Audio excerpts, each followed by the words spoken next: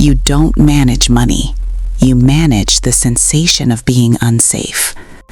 Most people think their financial decisions come from logic, spreadsheets, projections, discipline. That's the story you tell yourself because it sounds adult. But your real decision maker doesn't speak in numbers, it speaks in threat. It scans for humiliation, for regret, for the moment you'll have to explain yourself. And the moment money becomes tied to self-image, your brain stops investing.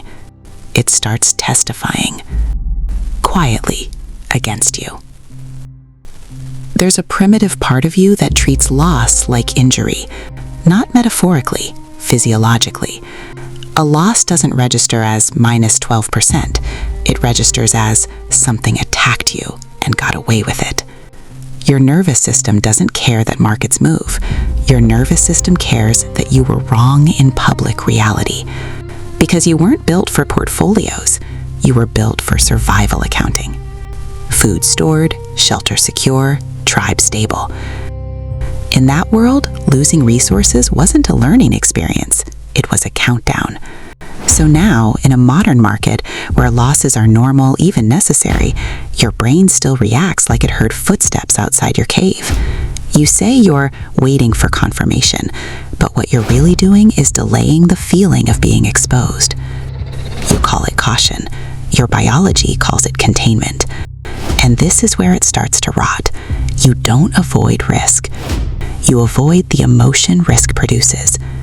You don't fear losing money. You fear the moment you realize you trusted yourself and you were betrayed by your own judgment. And that fear doesn't make you safer. It makes it smaller because the brain can endure loss. What it can't endure is shame. And shame is about to enter the room.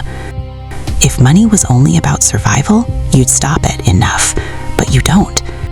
Because money isn't only food, it's rank. Somewhere beneath your language centers, beneath your career identity and your rational plan, you still carry a tribal scoreboard. Who has more? Who gets listened to? Who gets forgiven for mistakes? And when markets heat up, the tribal brain wakes up hungry. Scarcity wiring doesn't just mean fear of not having. It means fear of being left behind while everyone else moves forward. So you scroll. You overhear a friend mention a ticker. You catch a headline that feels like an alarm. And suddenly, it's not about returns. It's about belonging. Because social proof doesn't convince you something is valuable. It convinces you you'll be alone if you don't follow. You don't want the asset. You want relief from the sensation that you're late to your own life. That's why bubbles don't feel irrational from the inside. They feel like a rescue operation. Your brain isn't thinking, what is the intrinsic value? It's thinking, if I don't do this, I become the person who missed it. And then the market turns. And now you're not just down money, you're down status, down certainty, down face. And the mind has a special mechanism for that. It doesn't fix the problem, it rewrites the story. Not actual control, narrative control. And narrative addiction is dangerous because it turns investing into a theater where your identity must remain the hero, even when the numbers disagree. Because if the loss is truly your fault, then your most frightening question appears. What else am I wrong about?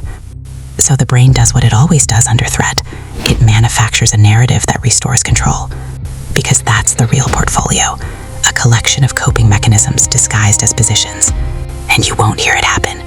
You'll just call it one more trade.